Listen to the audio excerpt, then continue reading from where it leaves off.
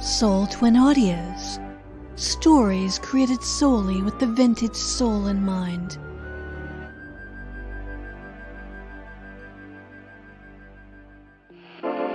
Modern day era driving you up a wall?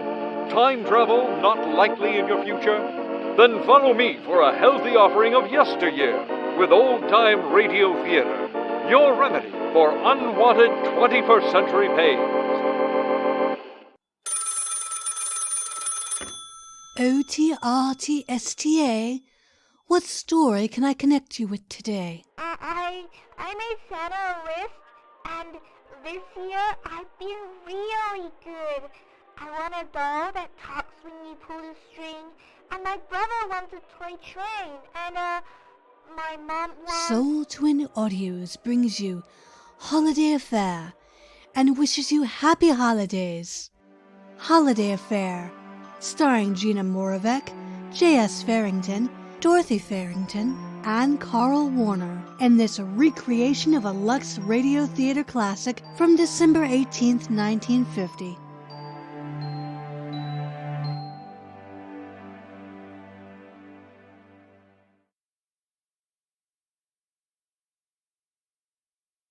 Could you wait on me, please? I know exactly what I want. I want one of these electric trains. Well, now let me tell you something about this train. As you can see from this model, we've got the... I'll take it. Complete with accessories. I don't have to convince you? No thanks. Well, that'll be $79.50 plus tax. I have exactly the amount right here. Oh, and I'll take it with me, please. We'll be glad to send it. It's pretty heavy. No, if you'll just put it in a box. All right. Well, if you take the sales slip, you can pick the train up at the call desk. Thank you very much. Oh, can you tell me where there's a phone booth, please? Oh, phones? Oh, right next to the elevator. Thank you.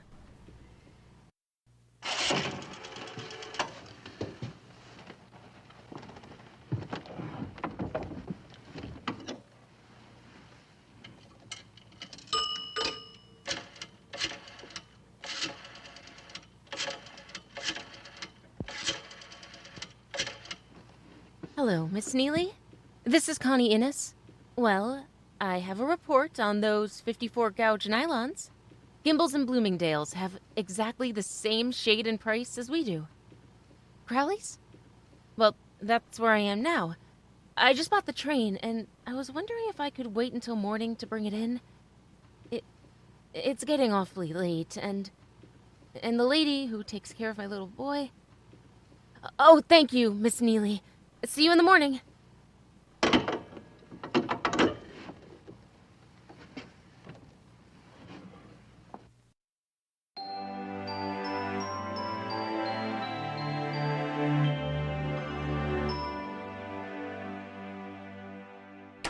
Well, good evening, Mrs. Ennis. Well, good evening, Mr. Innes. Oh, darling, it is good to see you. Mommy, look! Look! I lost another tooth! Well, I should say you did. I put it on your dresser. You can save it for me. He's been a very good boy, Mrs. Ennis. Oh, hello, Mary. Dinner's all ready. All you have to do is heat it up. I don't know what I'd do without you, Mary. Well, I'll see you tomorrow. Good night, Timmy. Good night, Mary. Gee, all those packages! Are they for me for Christmas? Well, one of them might be. The big one, huh? No, not the big one, dear. That's for the store. Business. Now, let me look at you. You know, Mr. Innes, you look more and more like your daddy every day. Mom, does it hurt to die like Daddy did? No, I don't think so, darling. Well, did Karl telephone? Mm-hmm. He said he'd be over later. Well, that's nice. Now, while I add a few elegant touches to our dinner, suppose you run along and wash. You bet, Mrs. Ennis. And keep away from my packages. There's an electric train in this one. I know it. I can hear the tracks in it. Timmy. I can't help it, Mommy. I just feel so good. That package isn't for you, darling. Oh, sure. I know. Now look, honey. Christmas is wonderful, but most of the time, if you wish for real big things, all you're going to get are real big disappointments. Yeah, I guess you're right. Now scoot. Oh, did Karl say what time he'd be here? I don't know. Just after dinner, I guess.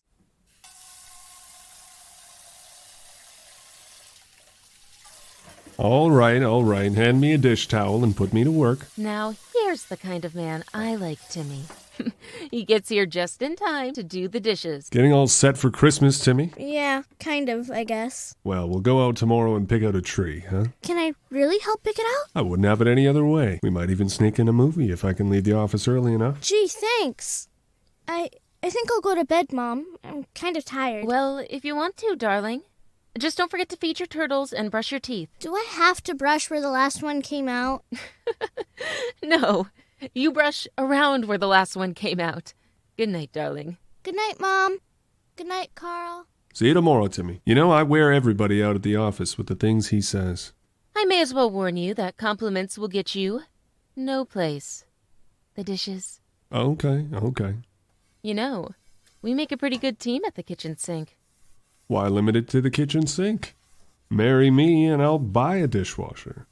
A cute little Frenchman with a tight skirt. What do you say, Connie? Could you give me a little more time, Karl? Well, you've had almost 3 years. You've got to have someone to buy loud neckties for at Christmas. I sure used to buy guys some buttes. Oh, how he must have hated wearing them. Oh, he loved wearing them, just like I would. Karl, I like you very, very much. You know that. But I don't feel... Now look, as a lawyer, I got a lot of divorces for a lot of people, Connie. But I never got a divorce for 2 people who really liked each other. But there's Timmy, Karl. Are you sure that Are you trying to talk me out of this? I promise you won't have to ask me again. If it's yes, I'll ask you. Does it feel like a yes? Sort of. Well, this isn't getting the dishes done. You know, I'll never forget the day you hired me. There I was, sitting at the employment agency with all the other girls.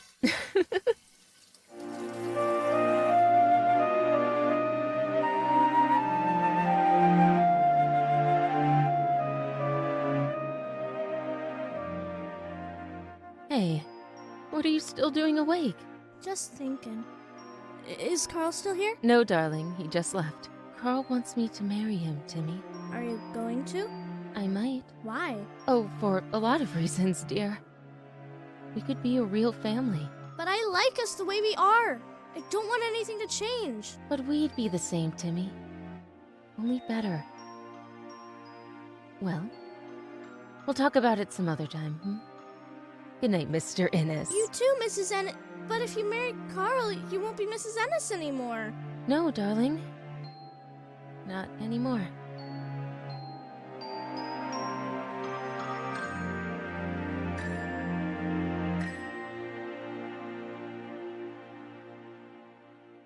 Oh, good morning. May I help you? Oh, hello. Well, I... Never mind. Let me guess. You came to return the electric train, huh? It wasn't exactly what I wanted, and I... No, I didn't think it would be. Well, when I got home last night, my little boy said that it was just... Oh, it was for your little boy. Anything so strange about that? What's your little boy's name? Macy's? Saks? Gimbals?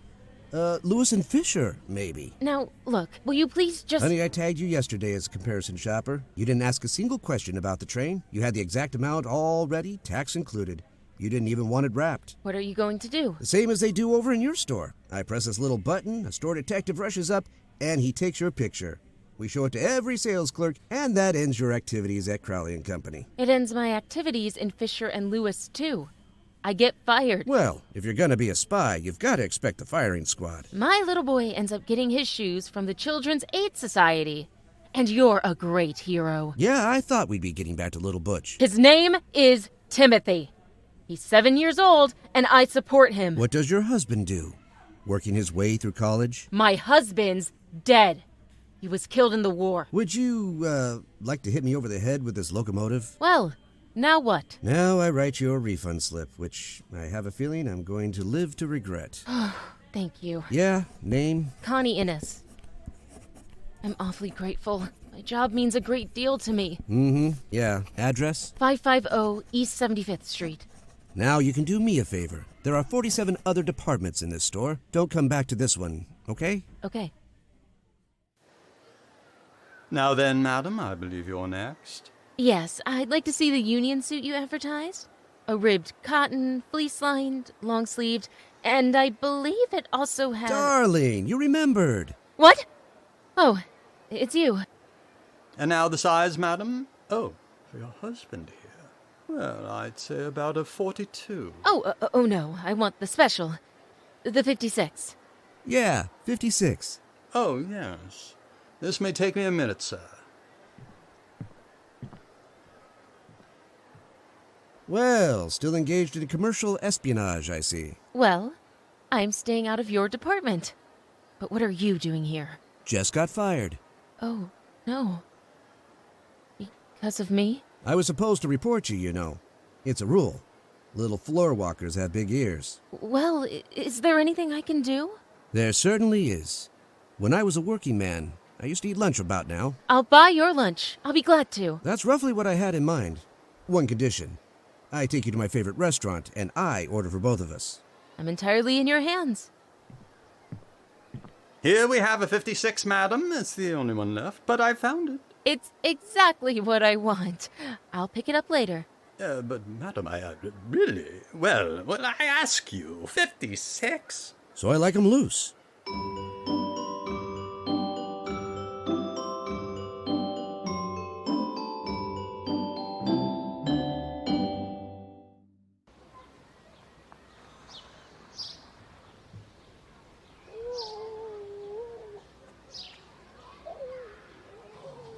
Your favorite restaurant, huh?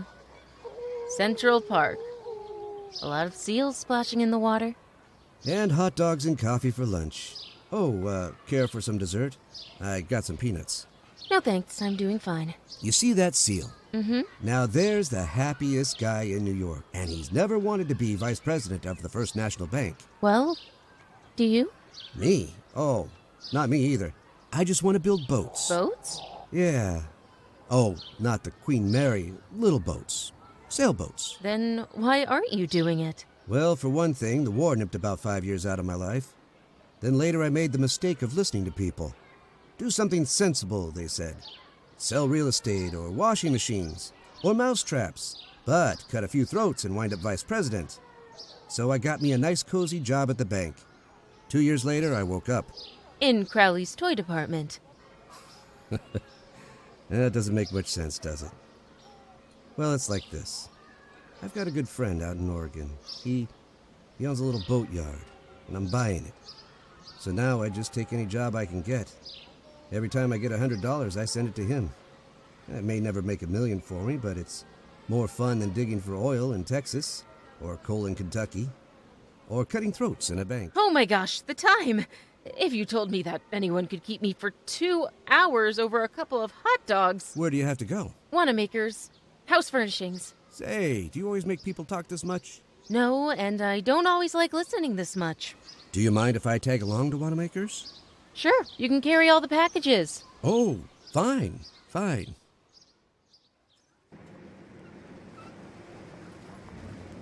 Look, lady, I wish I could help you, but I'm only the doorman here.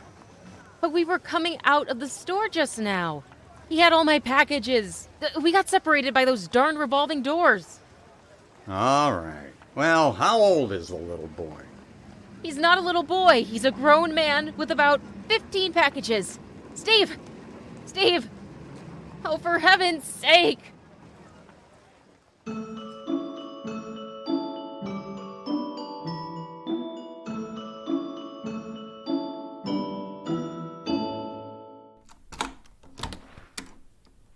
Well, what's going on here?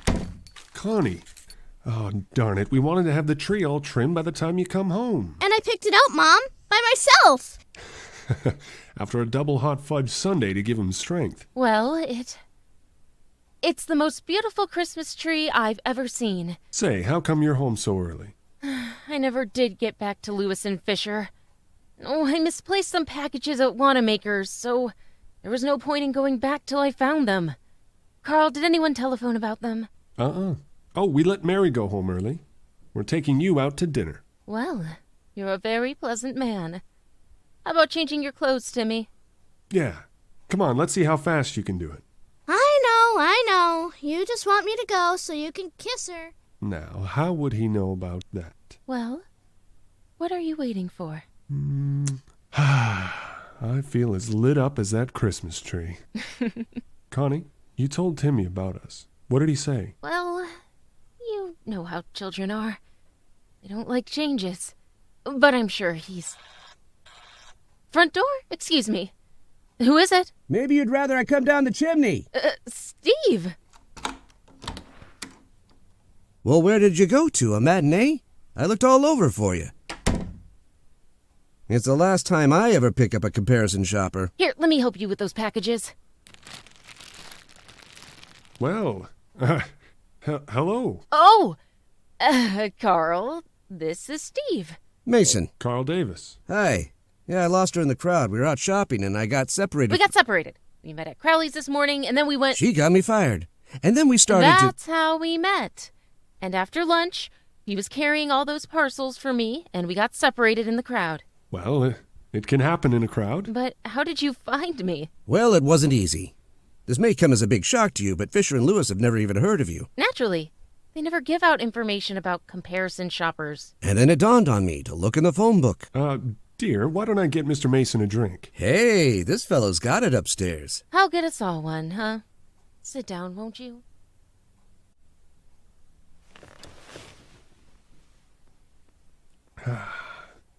Well, it looks as though we might have a white Christmas. That's right. It never seems like Christmas unless it is white. That's right. Still, we don't seem to get the big snows we used to. That's right. Just comes down slush now. That's right. It's probably got something to do with the atom bomb. Hey, that's right. Understand they need rain in California. That's so. I'm from California. Is that so? Never rains. I was in California once. That so? Rained every day. Very unusual. That photograph on the table. Is that guy? Yeah. And Tim's a lot like him, Connie says. Tim's her little boy. I know. Oh? He never knew his father, did he? No, but Connie talks about Guy all the time. It's wonderful the way she keeps him. Well, sort of alive. Is it? After all, he's not alive. Huh? Oh, here, let me help you, dear. Thanks. Here you are, Mason. Ah, thank you. Well, here's to a Merry Christmas. That's what I always say. Oh, here's Timmy. Steve, I'd like you to meet the man of the house, Mr. Innes. Hiya, Tim. Hi. He looks exactly like you. Oh, do you think so? Everyone else says he's the image of his father. Well, Timmy, I've got to ask you a couple of questions. I'm sorry, but it's kind of a rule for grown-ups. Like how old I am and what grade I'm in? That's right. Then, when you get older, you'll have the right to be annoying to kids. Okay, go ahead. Well, what are you gonna get for Christmas? Clothes, I guess. That's what I always get. Something to wear. Well, I bet you won't be able to wear what I'm getting for you. A camera. How'd you know? 'Cause you asked me if I wanted one a long time ago. Timmy, I don't think that sounds very nice. Oh, he didn't mean it that way. Anyway, he doesn't have to get me anything. Timmy! Just for that, you can go straight to your room. No. Tim, do what your mother tells you. I don't want to. You can't make me. Timmy! Oh, now wait a minute, son. I am not your son. You can keep your old camera. You better go to bed. Keep your hands off me and my mother, too. Let me go. Let me go. Carl! Get your hands off my boy! Connie. Oh. Yes, of course. Good night, Connie. Carl, wait. I'm sorry. I'd better go, Connie. Good night. Go to bed, Timmy. And you don't get any supper. I'm sorry, Steve. Yeah, so am I. I come to return a few packages, and look what happens. It didn't have anything to do with you. Oh? You didn't tell Karl about me? It wasn't important. Well, maybe not telling him made it seem important. He certainly went out of his way to take possession of Timmy. That may be why the kid flared up. No, I don't think so. Well, I wanted to see the Ennises at home. And you certainly saw them. And now I'll say goodbye. I think it'll save us both a lot of trouble. Now, what does that mean? It means that I might fall in love with you. Well, it's not impossible. I might even ask you to marry me one day, and you'd say no. Not that you're not right. But what makes you so sure? Because you want everything just as it is. The status quo. You and Timmy, no changes. Well? Connie, look. He's a wonderful kid. Stop trying to make him over into your husband. I don't know what you're talking about. You call him the man of the house, Mr. Ennis. You get upset when somebody doesn't think he looks like his father. Why don't you quit trying to hang on to something you've lost? I want everything just as it is, do I? I suppose that's why I'm marrying Karl. Well, if you do marry him, you're going to have a little problem with Tim, aren't you? No, I'm not. It will take a little time, maybe, but you're not quite as wise as you think you are. Okay. I'm on my way. Do you mind if I say goodbye to Tim? Go ahead if you want to. Thanks. Steve? Hello, Timmy. I'm sorry I was bad before. Boy, you sure can kick up a fuss, can't you? Do you think Karl's real mad at me? No. You just tell him you're sorry. I bet he's a pretty nice guy. Steve, did Mom really get you fired? Hey, how did you know about that? I can hear things through the door. Sometimes. Uh-huh. Especially when you put your ear next to it, huh? Well, it seems I sold your mom a train, and when she brought it back, I did something I wasn't supposed to do. You mean an electric train? Red and silver with a whistle? Oh, you saw it, huh?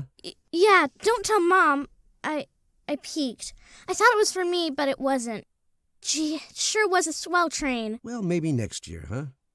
You keep wishing real hard until next Christmas. I wished for a train till my stomach hurts, but Mom took it back anyway. Well, that shouldn't make a big fellow like you quit. Well, I'll go see if I can't rustle up some supper for you. Oh, don't worry. When I'm bad, Mom gives me supper anyway. Good night, Steve. Good night, Timmy. Keep pitching.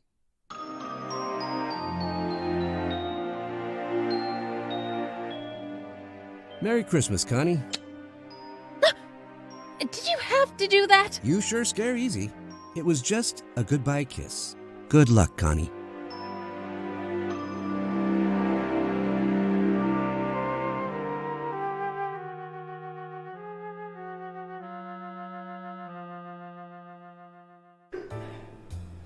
Once again, Connie, I'm so sorry about last night. It was all my fault. I don't know why I didn't tell you about meeting Steve. It wasn't Steve that bothered me, honey. It was that take your hands off my boy. But you know I didn't mean that. Timmy's such a swell kid. You know, he even called me up this morning. Timmy? Yes, he said he was sorry and that I shouldn't be mad at him and, well, a lot of other nice things. Oh, I'm so glad. You see, I didn't tell him to call you. It was his own idea. And that means that I can ask you something. Well? Will you marry me, Karl? I mean, soon. New Year's Day. Connie. Or are you going to play hard to get? Oh, Connie. Oh, at last. Say, look, we'll pick up Timmy later and we'll have that dinner out that we didn't have last night. And then when Timmy's fast asleep, you and I'll sit on the sofa and neck. Is that what married people do? Well, if they don't, let's set a precedent, huh? Hey, waiter, how about that check?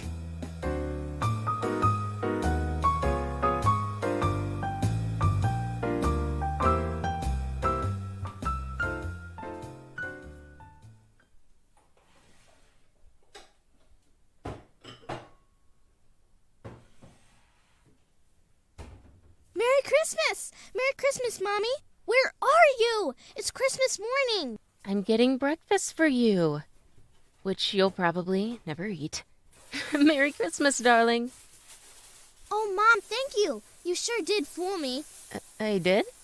Telling me I wouldn't get anything wonderful for Christmas. It was outside the door when I went to get the milk. Oh, gosh, Mom. Outside the door? In here, Mom. In here. I'll show you. A Rocket Express train. And there's a note on the box. You put it in, but you forgot I can't read very good. Then let's see that note. Timmy, this train whistled at me when I passed by, and it said it wanted you for Christmas. It's signed Santa. Santa Claus. Oh, and this is for you. Well, open it up. Timmy, for me? It's perfume. Real perfume. It costs more than $1. Oh, Timmy. Oh, it's just beautiful, darling. You're surprised, huh? Am I? But How did you know I wanted to train so bad? Didn't tell anyone except Mr. Mason. Mr. Mason. Timmy? Timmy, about this train... Oh, darling. And I'm gonna take better care of my clothes from now on. And wash more, too. Timmy, I didn't get you the train. Well, who did? Mr. Mason. Gee, he must be awful rich. No, dear, he's not. That train's the nicest thing anybody ever did for me. Except for you, I mean. Gosh, I'll have to thank him. Well, I may be able to do that for you. I have a few things I'd like to talk to him about. I'll go with you. But Mary will be here soon. And then Karl, and then Grandpa, and... we don't have any present for him. For Mr. Mason, I mean. I'm afraid we don't, dear. And the stores are all closed today. There's a lot of presents he might like under the tree. Those are for Karl. Well, we'll talk about it later, Now sit down and eat your cornflakes. But where are you going? I think I'd better telephone Karl. Timmy! With a spoon, dear, and not so fast.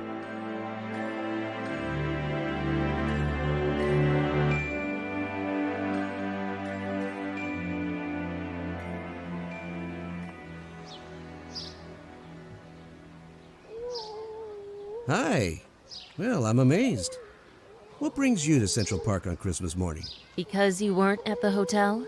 Oh, I don't live there anymore. So the clerk told me. Then I thought maybe you'd be here. Have some breakfast? The squirrel and I think this stuff's pretty good. The squirrel? Oh, yes. He's an orphan. I'm all he has in this world.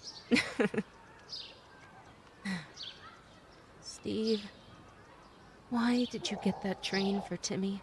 Because I wanted to. Well, it was very sweet of you, but I can't just let you do it. I want to give you back the money. Some of it now and the rest... Sorry. The train is strictly a personal matter between my friend and me. But Steve, really...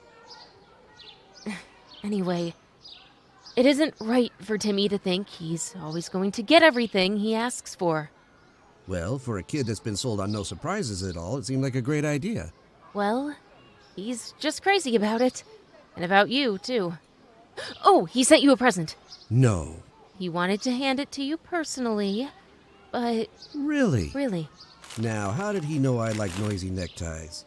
Well, this I've got to wear right now. I'll just take this old one off. Hey, Mac? Yeah? You want a necktie? Yeah, sure. Well, what do you know? Christmas is here after all. And many of them. Thanks a lot, mister. Well, you've made 2 people happy this Christmas. And 1 person a little unhappy. Oh? Karl. He suspects your motives about the train. Well, so would I if I were in his shoes. I'm marrying Karl on New Year's Day.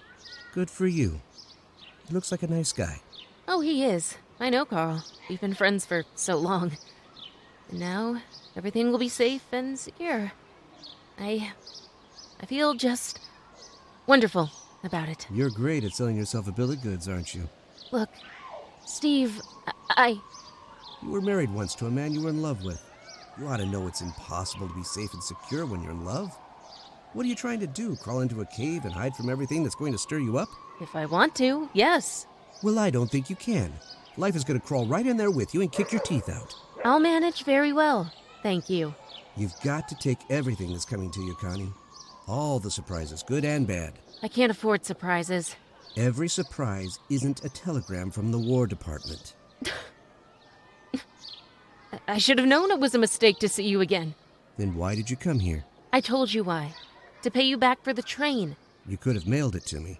A 3-cent stamp would have taken care of the whole thing. Look, Steve. I came because I just... Hi. Are you the man who gave that man a necktie? That's right. What's that balloon tied onto your head for? Oh, my brother tied it on, and now I can't get it off. Well, the man said it was very nice of you to give him a Christmas present, and he said he wants to give you this one. He did? Uh-huh. So, here. Well, I gotta go now. Hey, Milton, wait for me. Well, what do you suppose is in here? Well, Nothing like finding out. And where would he have got it? Look, just what I needed. Salt and pepper shakers.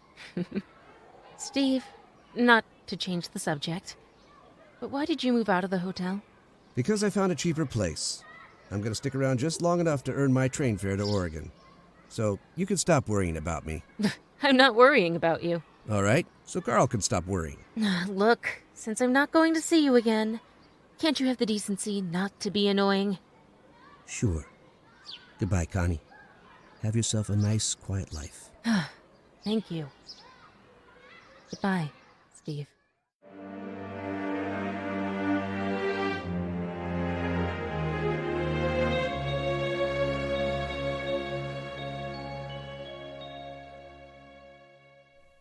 And they're here, Mom. Grandma and Grandpa. Look at all the things they brought me. Connie! Father, Mother, oh, it's so good to see you again. Oh, Merry Christmas, darling. Merry Christmas. You look wonderful, honey. This boy of yours. Oh, Connie, he's getting to look more like Guy every time I see him. Did Mr. Mason like his present? Yes, dear, I think so. Oh, yes, your young man, Connie. We're looking forward so much to meeting him. Oh, Timmy's told us all about him. We're very happy for you, Connie. Well, now, wait a minute. Timmy's a little mixed up. Oh, I didn't say who. I just said you were going to get married. Not Mr. Mason? No, it's Karl. Karl Davis. You remember. Karl? Uh-huh. Well, I think that's just fine, dear. He telephoned again. Karl? What did he say? He wanted to know where you were. I said you went to Mr. Mason's hotel to see him. Oh, swell. Then what did he say? He said he'd be right over. You see, I'm coming! Merry Christmas, Timmy. Hi, darling. Karl! And look who's here. Mr. and Mrs. Ennis. Hello, Karl. Merry Christmas. Connie just told us the news, Karl. We're so pleased. Yes, she finally talked me into it. And look what Mr. Mason bought me. Oh, yes, the train. So you saw Mason at his hotel? Well, no. Central Park. Central Park, dear? Yes, he eats there with the seals. Oh? Well, did you give him back the money? He wouldn't take it. Well, that's a very expensive present. It does seem odd that he... Yes, doesn't it? It's just the kind of fellow he is. It doesn't seem odd at all. Well, what are you getting so upset about, honey? Oh, well, Look, I can't explain things better than I have, and I'm not even going to try. If there's anything about it that's bothering you, it can stop bothering you because he's leaving town. He's going to Oregon to build boats. Going away? Boats? So why don't we open our presents and have a nice Christmas? Because there's somebody at the door. I'm closest, dear. I'll see who it is. Oh, Mr. Mason? No, Johnson, police department. Police? Well, what in the world? I'm looking for a, Mrs. Ennis? Well, I'm Connie Mrs. Ennis. Yeah, well, which one of you sat on a bench in Central Park this morning? Well? You know a man named Steve Mason? Yes? Yeah, well, he's under arrest. He claims you can clear things up for him. Under arrest? The lieutenant will tell you all about it. Get your coat, dear. I'm going too. Oh, no, dear. Of course not. I've got to. He's my friend, isn't he? Oh, well... All right, but hurry. Hurry, please.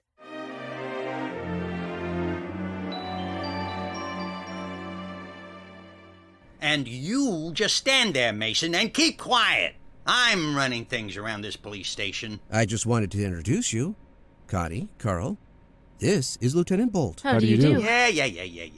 Anyway, at 9 a.m. in Central Park, a Mr. Marvin Fisher was hit on the head, tied up with a necktie, robbed of $52 and some silver salt and pepper shakers. A present for his aunt in Flushing.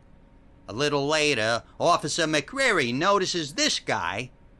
Me. He's loitering, see? He admits he's homeless and unemployed. That doesn't mean... Mrs. Ennis, you're interrupting me. He also admits the necktie belonged to him, and he's got the salt and pepper shakers on his person. Oh, I see. Well, I made a joke. I'm sorry. I just thought it was going to be worse. Mr. Mason wouldn't hurt anybody. Thanks, pal. Lieutenant, I'm a lawyer. Oh, is that so? Well, if I ever need a lawyer, I'll look you up. And if I ever need a comical cop, I'll send for you. I'm defending this man.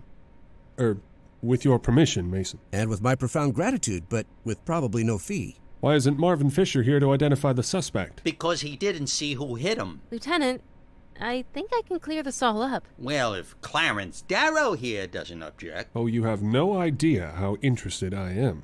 I was with Mr. Mason in the park. He gave his necktie to a man he thought was homeless. A few minutes later, a little girl on roller skates with a balloon on her head came up with a present for him from the man. The salt and pepper shakers. A little girl with a balloon on her head. Mm-hmm. Yeah. Would you mind telling me whether a complaint has been lodged against Mr. Mason? What's he got to do with this anyway? He's my lawyer. And he's my fiancé. Your fiancé? Then what are you doing in the park with this guy? Well, I had to see him, and he was in the park. He eats there with the seals. And early this morning, a train arrived. An electric train for my little boy here.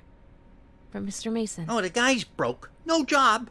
But he buys the kid an electric train.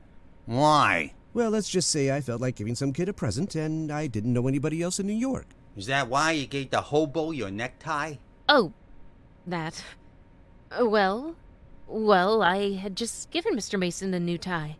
The one he's wearing now. Yes, it was under our tree. It was one of the presents she had for Karl. You don't say. The romantic relationships of the parties involved are entirely irrelevant. Oh, I don't know. And why did he try to hide behind a rock when he saw Officer McCreary? I wasn't hiding. I was... Well? Oh, you'll never believe this. Well, go ahead. Try me. I was feeding a squirrel. He's an orphan. He kind of depends on me. Holy jumping reindeer! Get this guy out of here! You mean he's free to go? I gotta let him go if he isn't planning to skip town. Oh, I'm not. I've got a room. 220 Christopher Street. Oh, now you've got a room. Well, just until I earn the railroad fare. I've got a job out in Oregon. Well, why don't you touch the counselor for your fare? I bet he'd be glad to get you a ticket just to get rid of you. Now look, Lieutenant. Yeah, you look. This case is dismissed. Go on home. Thank you. Yeah, Merry Christmas. Believe it or not, Steve, it only looked like I was trying to send you to the chair. You did fine, thanks. And, why don't you let me advance you that train fare? Much obliged, Karl, but I couldn't think of it. Why can't Steve come home with us now, Mom, and have dinner with us? Well, I'm sure he has plans of his own, dear. But how could he? He said he didn't know anybody but me. And besides, it costs a lot of money to eat in restaurants. Thanks, Timmy. I'd love to, but I really can't. But why, Steve? Well, because Yes? Okay. I'll come.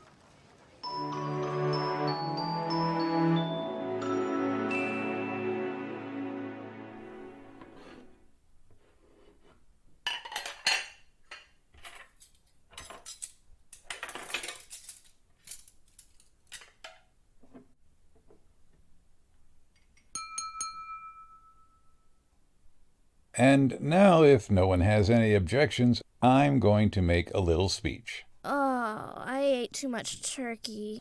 Yes, so did I, but I'm going to make a speech just the same.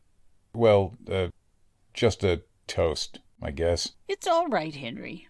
To you, Mother, and to the 35 years you've given me, every one of them good. Even the bad ones, because you were with me. Oh, why, Henry. Karl, just be as happy with Connie as I've been with Mother, that's all. No, Mr. Ennis, that's not all. This has been the happiest Christmas of my life. From now on, I'll have a wife and son, and, if Connie will let me share them, a mother-in-law and a father-in-law. And you, Steve, well, we all wish you luck in your new job in Oregon, and we're happy that you're not alone this Christmas. but with us. Now it's your turn, Steve. You've got to say something, too. No. I'll pass, Timmy. I'm too full. But that's not fair. You have to say something. Well, you've all been very kind to me. You've taken me in, given me a great dinner, and there's really nothing for me to say except, after we've had our dessert, of course, except thank you and goodbye. Well, that's all I was going to say, but, well, you asked for it. Connie, I think Karl's one of the swellest guys I could ever hope to meet. Well, hear, hear. Well, thanks. But I think you'd ought to marry me.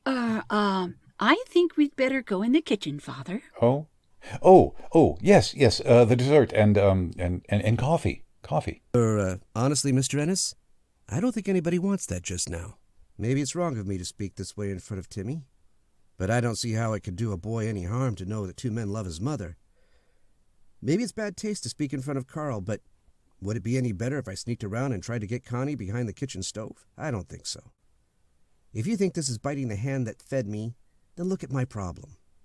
I've walked out of Connie's life a couple of times now, and each time something brings me back, a lost package, a train, a cop, accidents. I'm afraid I can't keep counting on accidents. If I walk out now, I'm sunk. I'll never see her again. The way I figure it, when a man's in love with a girl, he's got a right to ask her to marry him. Any girl, anybody's girl. What do you say, Connie? I think you'd better get your hat and coat. Fair answer to a fair question. And I wish you all a very Merry Christmas. And that's that. Yes, dear. And that's that.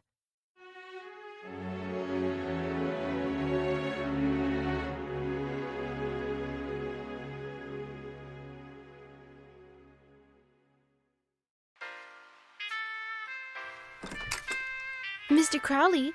Oh, I beg your pardon, Mr. Crowley. Emily, don't you know I'm listening to our radio program? Yes, Mr. Crowley, but I... This is Crowley and Company's meditation hour. 5 minutes more of this, and I'll be fast asleep. I'm sorry, sir, but one of our customers wants to see you. Nothing doing. I hate customers. Well, I think you want to see this one. He's roughly 7 years old, and he seems to be in a lot of trouble. Well, turn off the radio and send him in, Emily. Come on in, Timothy. That's Mr. Crowley behind that desk. Ah, young man, you have something in the box, I see. Possibly some belated Christmas gift for me? No, sir. It's an electric train. Oh, is that so? Well, I hope it hasn't proved unsatisfactory. Well, I got 2 of them for Christmas, so please, can I have my money back? Well, now, let me see that train. Oh, what's this? What's this? It got broken in the elevator, but I didn't do it, honest. No dramatics, boy, no dramatics. I hate dramatics. So you got 2 trains for Christmas, Well, no. I'll tell you the truth. Oh? I only got this one train for Christmas. Steve got it for me. He's my friend, and he's real poor, and he hasn't got a job, and he shouldn't have spent his money, and now I'm going to give it back to him. No tears, boy. Gets me all squishy, and you know. Yes, sir. Just tell me this tale of woe from the beginning, huh? I guess it all started with my mother. Her name is Mrs. Ennis, and she worked for Fisher & Lewis. She's a comparison shopper. Whoops! Anyway, she came here to your store.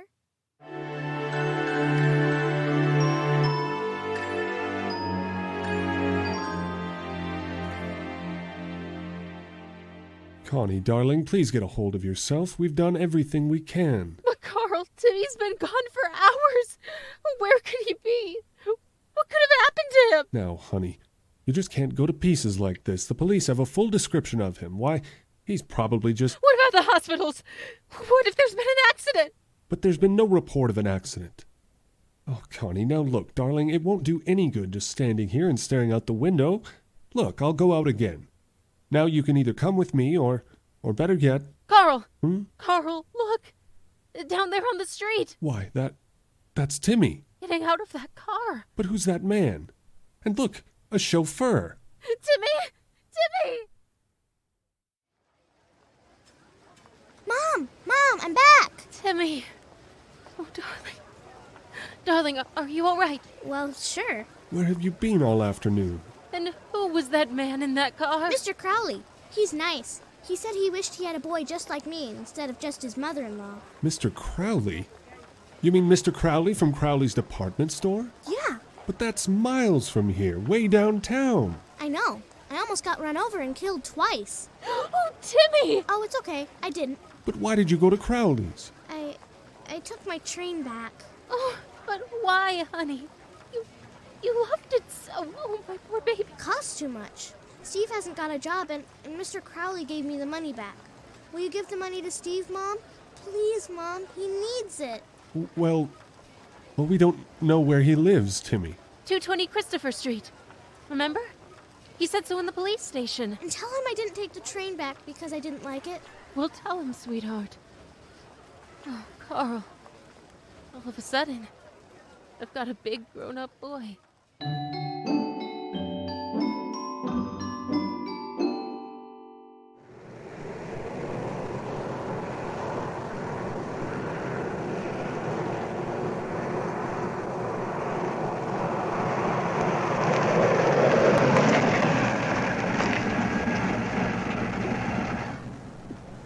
Well, this is it, honey. 220 Christopher Street. Karl, you give him the money. I think I'd better wait out here. You do? Connie? Connie, let's have a talk for a minute, huh? In the case of Connie Ennis versus Carl Davis, I'd like to offer certain facts in evidence. I don't understand. The party of the first part, Connie Ennis, although loved by the party of the second part for 3 long years, successfully did avoid the idea of marriage between them.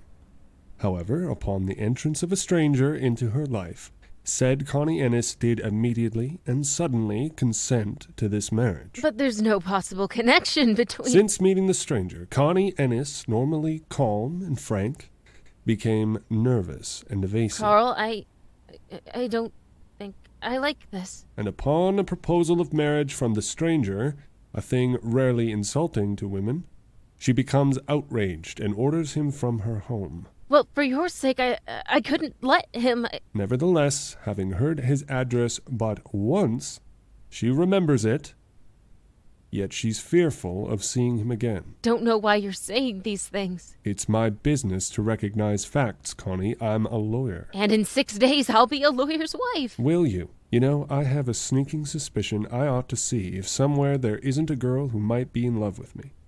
Even a dumb, frowsy blonde who slops up the house and feeds me on canned beans. Karl! Now go on.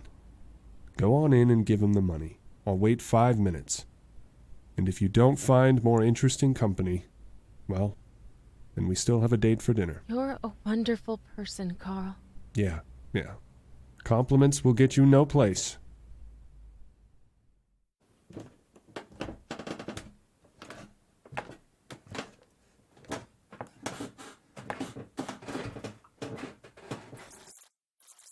Come on in.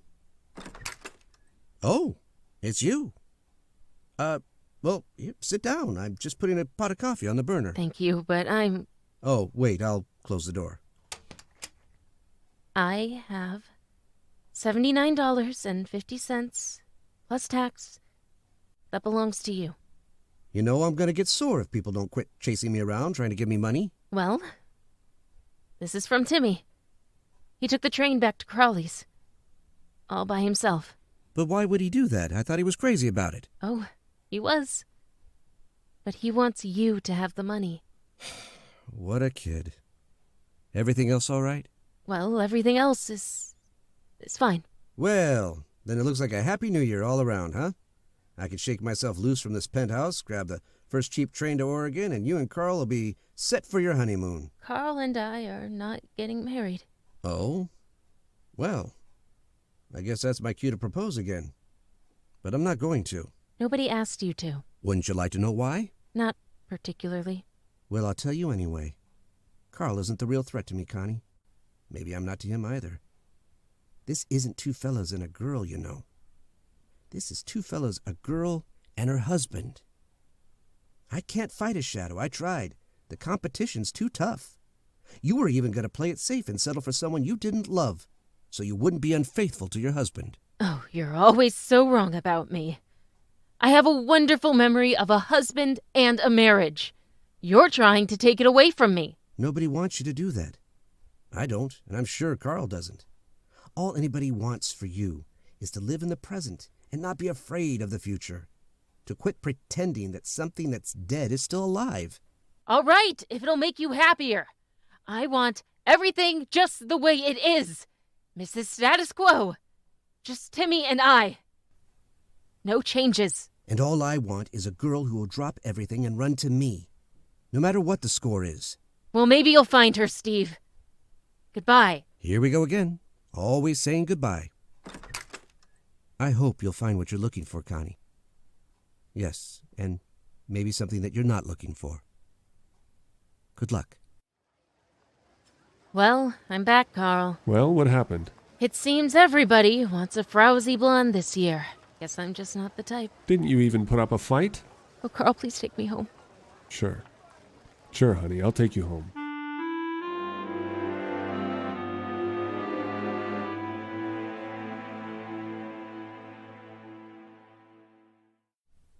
And in a few more hours, it'll be a brand new year. Huh, Mom? That's right, darling. But if we don't stop talking, I'm going to be late for my party. Mom, what did that telegram say before? Oh, just Happy New Year, dear. From Grandpa and Grandma? Well, no, it was from Steve. Is that all the telegram said? It said that he'll be wishing us a Happy New Year tonight on the train. He's finally going to Oregon. Now go to bed when Mary tells you, dear. Where's the party, Mom? Russ and Harriet's? Mm-hmm. Going alone, huh? You don't have any fun anymore, huh? Well, I've got you, haven't I? You're my fella. Oh, sure, but heck, I'll be running out and getting married pretty soon. Well, not tomorrow, anyway. When I do, you'll be all alone. I mean, what if I move away? Well, where did you have in mind? Oh, there's lots of places. Oregon, for instance. Of course, I'd write you a lot, but what I mean is... I know exactly what you mean. Boy, when you start growing up, you don't waste any time, do you? What are you thinking about, Mom? Well, since your plans are all made, maybe I ought to be thinking about my future. Come on, young man. You and I have things to do. But I don't get it. Well, I'll tell you all about it later. On our way to the station. The railroad station? But I still don't get it.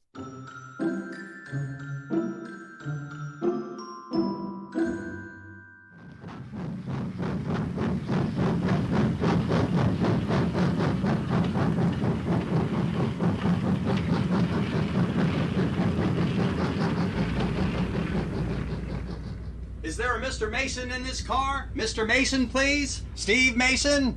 Oh, yes, conductor? Oh, I have a note for you. It's for me? Oh, thanks.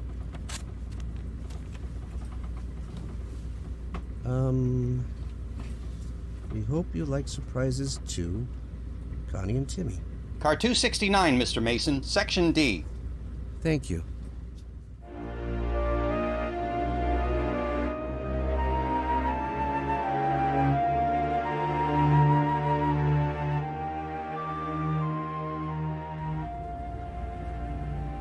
Steve. Well, I dropped everything, darling. I ran. Gee, Steve. A real train's even better than an electric train. Connie and Timmy. Well, what do you know? Hey, look out the window there, Timmy. You, may see something interesting. Can I turn around now? Are you through kissing? Oh!